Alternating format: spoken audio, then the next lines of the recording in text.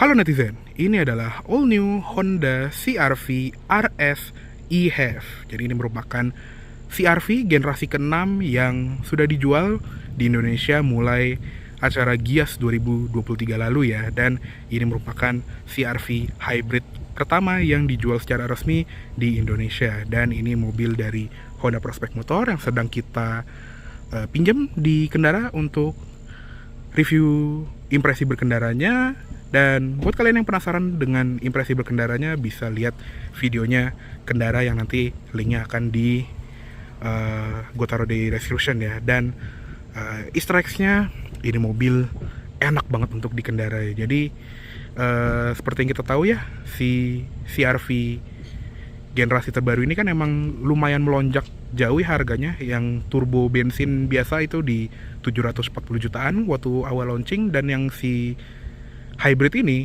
itu di 799,9 juta rupiah, dan di bulan Desember ini juga udah naik di 800-an juta rupiah. Jadi apakah rasanya seperti mobil 800 juta?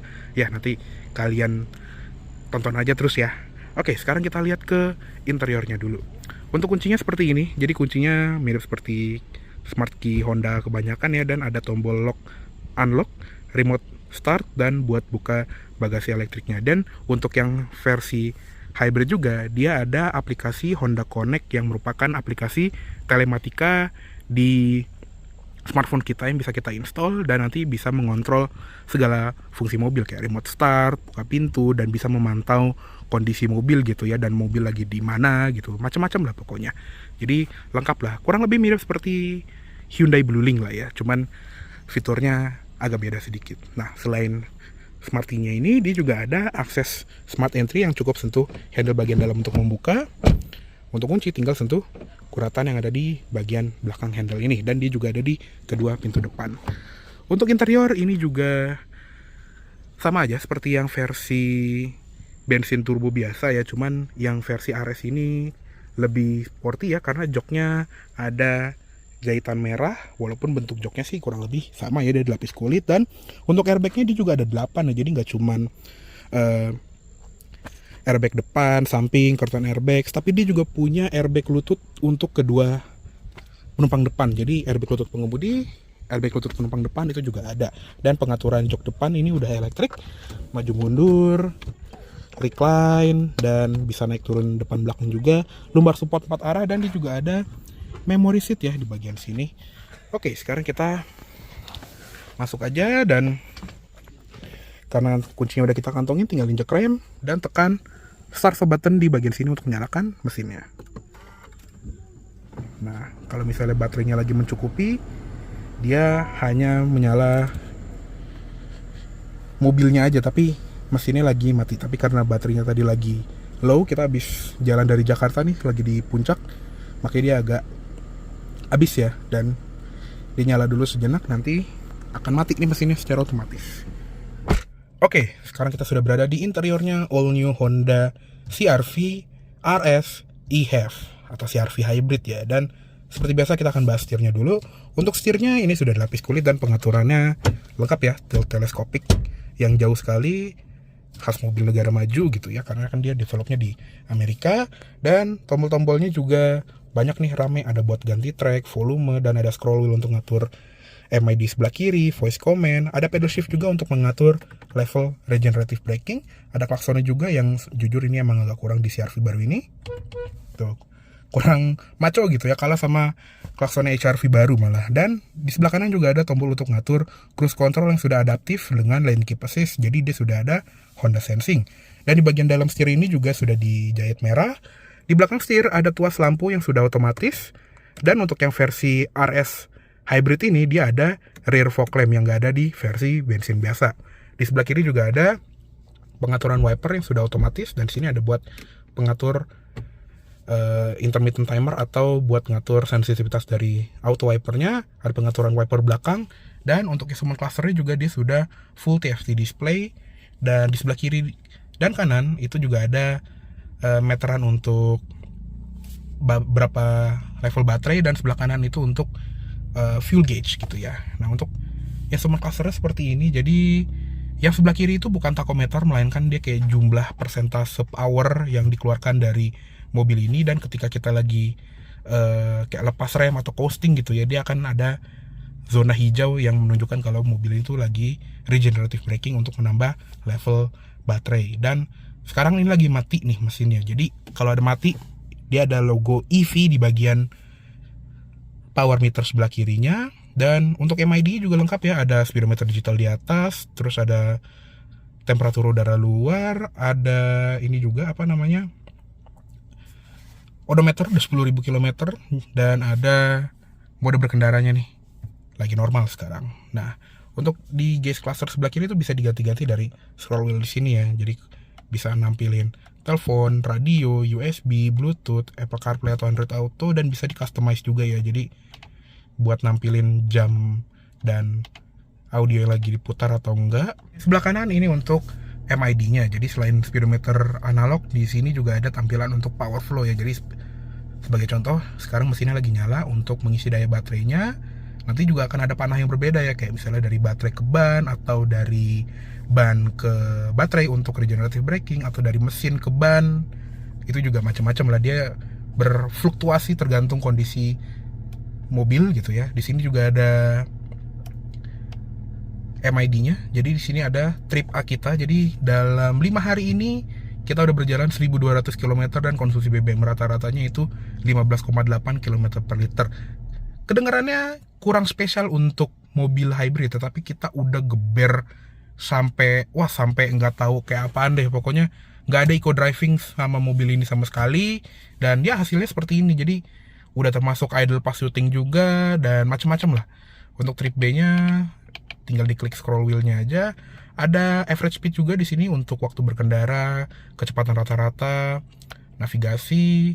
Terus ada driver attention level, seatbelt indikator untuk semua penumpang, dan safety support. Jadi dia ada road departure mitigation, parking sensor, dan CMBS ya, atau automatic emergency braking-nya Honda. Ada setting buat brightness, setting HUD, dan setting instrument cluster. Nah, untuk instrument clusternya juga bisa diganti sih sebetulnya. Ada yang model round seperti ini, atau ada yang mode bar. Jadi dia cuma di pinggirnya doang. Cuma kayaknya lebih enak dilihat yang mode bundar ya. Nah, untuk heads up display-nya sendiri seperti ini. Jadi bisa dilihat ya, di sini ada speedometer, ada navigation, dan kalau kita aktifin cruise control tuh dia jadi ada tampilan yang gitu-gitulah, kayak cruise control dan lane keeping assist. Dan di speedometer juga, jadi kalau kita aktifin cruise control, nah seperti itu ada gambar mobil CR-V kecil di bagian tengahnya, dan dia juga nyala ya lampu-lampunya. Jadi lampu senja nih, lampu rem, sen kanan, sen kiri, lampu utama, high beam dah ya, pokoknya gitu dah. Jadi kecil ya, ada CR-V kecil di bagian instrument cluster yang cukup unik gitu ya, kayak mobil-mobil zaman sekarang juga lah ya. Lanjut ke sebelah kanan, ada ventilasi AC yang modelnya kayak di Civic juga ya, ada pentolnya seperti ini dan bisa dibuka tutup. Di bagian sini juga ada 2 tombol kosong, dan ada tombol untuk power back door dan traction control. Di bagian bawah pedalnya masih model gantung dan sudah aluminium sport pedals dengan footrest di sebelah kiri. Ada tuas pembuka kap mesin juga. Untuk di bagian door trim ini juga soft touch ya, di bagian atas, di bagian armrest dengan jahitan merah, tapi di bawahnya emang plastik. Dan untuk di bagian sini itu juga ada panel piano black dengan aksen brush aluminium gini. Dan kalau diperhatiin ya, dia tuh ada ambient light, cuma warna putih doang sih emang, jadi nggak bisa diganti. Dan tadi ada yang memory seat. Untuk pengaturan spion ada di sini, yang sayangnya belum ada blind spot monitoring, tapi dia ada blind spot view yang kayak di Honda lain ya, atau Honda Lane Watch. Central locking, window lock, auto up dan power window juga sayangnya cuma di sisi pengemudi aja nih, nggak lengkap di semua pintu gitu ya. Tapi udah ada anti jepit. Di bagian bawah juga ada door pocket yang besar nih untuk botol 1,5 liter. Speakernya untuk yang versi hybrid ini, dia menggunakan audio 12 speaker dari Bose Premium Audio ya. Dan ini audionya ini imbak banget. Jadi soal peredaman ya, sekali lagi ya, ini kan yang jadi topik yang sering dibahas di semua Honda gitu ya, termasuk si CR-V baru ini. Untuk peredaman kabin sih emang ini improve dibandingin generasi sebelumnya ya, CR-V turbo yang lama gitu ya. Cuman nggak banget gitu ya, cuman cuma sedikit lah improvementnya. Tapi dengan audionya ini, suara ban, suara angin dari luar itu udah lumayan tereduksi. Jadi audionya ini super banget. Jadi bener-bener harus kalian dengerin sendiri, jangan kata orang doang. Pokoknya audionya sih ini pol banget sih dibandingin yang lama ataupun yang versi bensin turbo biasa gitu ya. Lanjut ke atas, di bagian sini juga ada sun visor yang sayangnya belum ada lampu di bagian vanity mirrornya. Padahal udah ada slotnya nih, kalah sama HR-V gitu ya. Terus di bagian sun visor ini juga bisa digeser maju mundur, ada card holder juga di sini. Untuk spintongnya juga sayangnya belum auto dimming ya, tapi cukup simpel kok, tinggal cetekin manual gini aja.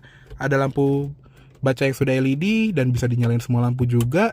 Dan di bagian sini juga ada switch untuk membuka panoramic sunroofnya yang seperti di CR-V yang lama juga ya. Nah, tirainya seperti ini. Lumayan gede. Dan di sini ada tempat naruh kacamata. Sun visor sebelah kiri juga sama nih. Belum ada lampunya di cermin dan bisa digeser. Untuk seatbelt juga bisa diatur naik turun. Begitu pula dengan headrest. Lanjut ke head unitnya. Untuk head unit ini juga baru ya. Jadi dia mirip seperti di Honda Global gitu ya. Jadi sudah Honda Connect yang integrated ke mobil gitu. Apalagi ini kan yang versi hybrid ya. Jadi dia punya menu power flow yang bisa memantau kondisi sistem parhybridan dari mobil ini. Dan dia juga ada koneksi untuk Apple CarPlay, Android Auto. Dan untuk Apple CarPlay-nya dia wireless, Android Auto-nya dia masih pakai kabel seperti ini ya. Dan ini juga lengkapnya ada trip komputer, jadi kayak MID-nya gitu ya. Di sini ada trip A, trip B, current drive, terus ada display mode. Di sini untuk koneksi ke gadget, sambungan radio, general setting. Ini juga untuk setting ya sistem, display, suara dan kamera. Setting kendaraan ini juga mirip seperti yang di turbo bensin biasa ya, buat setting sistem Honda Sensing, terus setting instrument cluster, driving position, dan dia juga ada easy entry exit ya, jadi dia bisa memundurkan jok ketika kita matiin mesin. Terus ada setting keyless-nya buat bunyi-bunyian, setting lampu, nah dia juga ada adaptive driving beam ya. Terus ada auto headlamp off, delay lampu interior, setting auto door lock, walkway lock, auto door unlock, auto folding mirror. Terus ada buat power tailgate-nya yang bisa hands-free access juga. Ya, jadi lumayan lengkap walaupun dia belum ada kamera 360 derajat. Cuma ada kamera mundur seperti ini. Yang juga ada sistem Honda Lane Watch ya, yang bisa nyala kalau kita ngesen kiri atau tekan tombol yang ada di ujung tuas lampu. Nah, dia ada kamera di bagian bawah spion kiri untuk memantau titik buta di sebelah kiri kita ya. Di bagian bawah juga ada ventilasi AC yang kesana tuh satu ventilasi besar kayak di Civic, dan ada tombol lampu hazard di tengahnya. Untuk AC-nya dia juga sudah dual zone automatic climate control dengan mode max cool, jadi satu tombol dia langsung ke posisi paling dingin. Ada auto climate juga yang bisa menyesuaikan fan speed ya, tergantung suhu yang kita atur. Fan speed di tengah. Untuk paling panasnya dia di 32 derajat, paling dinginnya dia di 18 derajat. Ada synchronize juga, mode AC, sirkulasi udara, defogger depan belakang, dan zona AC juga lengkap, bisa ke muka kaki dan ke kaca depan. Ada wireless charger juga di sini, ada USB-C untuk charger, power outlet 12 volt. Untuk shifter juga masih model yang shifter boot yang kayak di Honda kekinian gitu ya, kayak di HR-V ataupun di City Hatchback gitu ya. Untuk transmisinya dia sebetulnya nggak punya transmisi ya, dia e-CVT kayak mobil hybrid electric vehicle pada umumnya. Jadi cuma ada mode drive sama mode brake atau regenerative braking. Di sini juga ada switch untuk mode berkendara, ada ikon normal dan sport. Di belakangnya juga ada tombol untuk hill descent control, electronic parking brake dengan brake hold, ada 2 buah cup holder, dan ada tempat penyimpanan terbuka. Untuk armrestnya juga dilapisin kulit di atasnya, dan ada ruang penyimpanan yang ada kerupuknya di dalam. Untuk glove box, soft opening banget, dan ada airbag juga untuk penumpang depan. Oke, cukup segitu aja untuk di bagian kabin depannya dari all new Honda CR-V RS eHev 2023. Yuk sekarang kita lihat ke kabin belakang. Oke, sekarang kita lihat ke kabin belakangnya dari all new Honda CR-V eHev ini. Gue rapin karpetnya dulu. Oke. Nah, seperti ini untuk ruang baris belakangnya, dan gue bilang baris belakang karena yang di versi hybrid ini dia cuma 2 row ya, bukan 3 row kayak di versi turbo bensin. Jadi ya udah, ini baris belakangnya. Ini ada posisi bernada gue, tinggi gue 170 cm, masih ada 5 jari lebih, dan dia juga bisa di sliding maju mundur. Di sini ada tuas yang bisa digeser sampai mentok gitu ya. Ada si back pocket kanan kiri, dan ada ventilasi AC juga nih di belakang center console. Di bawah juga ada USB Type C, dan di atas juga ada panoramic sunroof yang besar sekali ini ya, mengkompensasi plafonnya yang warnanya gelap seperti ini. Ada lampu baca juga yang seperti di HR-V nih, modelnya tuh disentuh, dan ada satu mikrofon buat kalau penumpang belakang itu lagi nelpon gitu ya, jadi suaranya bisa terdengar lebih jelas. Ada grab handle dengan gantungan. Di kanan, untuk yang sebelah kiri nggak ada gantungannya. Dan kerennya nih, seat belt belakang itu juga bisa diatur ketinggiannya. Selain ada curtain airbags. Dan audionya juga sampai belakang nih, ada tweeter lagi di pilar paling belakang ini. Untuk jok juga full kulit seperti yang ada di depan. Ada armrest dengan 2 buah cup holder, dan cup holdernya itu juga model tuh lurus ya. Jadi mau nyenderan gini tuh masih enak, tangan kita tuh nggak tenggelam di bagian cup holdernya. Ada ISOFIX points juga di sebelah kiri dan kanan. Untuk di bagian door trim, ini sayangnya plastik ya, nggak kayak di depan yang sampai atas tuh soft touch. Ada armrest yang soft touch, switch power window di sini, tapi kacanya juga nggak turun sampai full. Terus ada handle, ada speaker tweeter ya, dan speaker gedenya lagi di bawah. Ada cup holder dengan door pocket di sini, dan ya kurang lebih segitu aja untuk di bagian kabin belakangnya dari all new Honda HR-V RS e-HEV ini. Yuk sekarang kita lihat ke eksteriornya. Oke, sekarang kita lihat ke ruang mesinnya dari all new Honda CR-V RS e-HEV ini. Nah, untuk yang versi hybrid ini dia menggunakan mesin 2000 cc naturally aspirated dengan baterai lithium ion yang menggerakkan kedua roda depan ya. Jadi dia juga menggunakan transmisi e-CVT. Jadi sebetulnya e-CVT ini kayak di beberapa mobil yang hybrid yang mirip-mirip si CR-V ini ya, dia tuh bukan transmisi yang ada giginya atau mungkin kayak CVT yang ada pakai puli baja gitu. Jadi dia tuh kayak semacam kopling yang bisa menyatukan motor listrik dan mesin bakarnya ini, entah untuk ngecas baterai atau mungkin untuk langsung ngegerakin roda.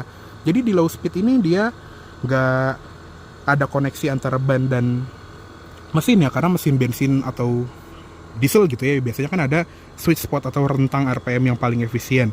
Nah, biasanya itu di kecepatan tinggi tapi RPM rendah kayak di kecepatan di jalan tol gitu ya. Nah, jadi untuk low speednya tuh dia pakai motor listrik yang lebih irit, dan untuk pengendaraan yang lebih kenceng gitu ya, kayak 60 km/jam ke atas, dia menggunakan mesin bensinnya, atau mungkin kadang gabungan gitu ya, kayak lagi nanjak-nanjak itu dia pasti gabungan antara baterai dan mesinnya. Dan untuk tenaga gabungan itu sekitar 207 PS ya, jadi lumayan bertambah dibandingin yang versi turbo bensin yang bukan hybrid ya. Untuk rong mesin juga lumayan rapi, dan ada beberapa kabel oranye ini untuk menandakan kalau dia ini ada sistem hybridnya, dan mesinnya baru aja nyala nih. Dan kerennya sekarang shock kap mesinnya itu udah hidrolik ya, jadi bukan pakai tongkat lagi. Oke, yuk langsung kita tutup aja. Oke, untuk tampilan eksterior dari all new Honda CR-V RS e-HEV ini emang sporty sekali ya. Jadi bagian bumper ini lebih sporty dan lebih garang juga karena dia yang RS ya, jadi ada logo RS juga di bagian grill sebelah kiri. Dan karena ini yang hybrid, di bagian logo Honda itu juga ada aksen biru seperti itu. Dan untuk rasa berkendara ya, jadi sedikit cerita nih untuk rasa berkendara dari mobil ini. Wah, ini sih dewa banget ya, beda jauh dibandingin CR-V yang lama yang terlalu nyaman dan kadang juga kurang menggugah selera berkendara. Ini udah level yang menyentuh bisa dibilang banyak mobil 1M, terutama yang dari Eropa yang entry level, yang belum seenak si CR-V ini. Ya, gue berani ngomong gini karena gue udah nyoba sampai 1200 km tadi ya, jadi udah udah lebih dari cukup sih gue nyoba mobil ini di berbagai situasi gitu ya, di jalanan biasa, di tol, di MBZ lah, di puncak nih sekarang. Ya pokoknya ini adalah mobil yang gak bisa kalian remehin. Ini bukan Honda yang dulu lagi. Jadi buat kalian yang suka ngehujat nih, di internet banyak banget. Jadi gue udah ngupload reels ya di Instagram dan TikTok. Itu hujatannya banyak banget ya, karena mungkin pengalaman dari CR-V yang sebelumnya orang pada pada kecewa gitu ya. Dan rata-rata orang yang komen begitu pada belum nyoba yang ini. Jadi cobain dulu baru berkomentar, jangan hujat duluan ya. Dan selain itu juga dia refinementnya tuh meningkat drastis sih dibandingin yang sebelumnya, karena ya tadi gitu, kayak contohnya dari kekedapan kabin dia juga sedikit improve dan nggak terlalu banyak. Dan kalau misalnya masih ada suara dari luar masuk ya tinggal gedein audio yang enak itu aja. Jadi menurut gue sih ini improvementnya udah lebih dari cukup, walaupun emang secara harga untuk pada awalnya susah gitu ya menjustifikasi CR-V doang 800 juta. Tapi ya setelah nyoba kayaknya nggak ada salahnya juga Honda ngasih harga segitu gitu ya. Oke, lanjut ke reviewnya lagi nih. Jadi untuk lampu dia juga sudah full LED dan lampunya ternyata beda sama yang turbo bensin. Jadi untuk lampu utamanya, lampu deket ya, dia reflektor LED, tapi untuk lampu jauhnya dia matrix projector LED yang bisa membaca mana yang harus disorot gitu ya. Jadi dia bisa membaca kalau ada mobil di depan kita atau mobil dari arah berlawanan. Ini fitur yang nggak disangka-sangka ada di sebuah CR-V gitu ya. Karena yang lampu di generasi sebelumnya itu ya kurang banget gitu. Dan ini juga ada cornering light di sini. Jadi ada lampu di pojokan untuk menerangi belokan. Di atasnya juga ada lampu sense sequential yang bergantian dengan lampu DRL.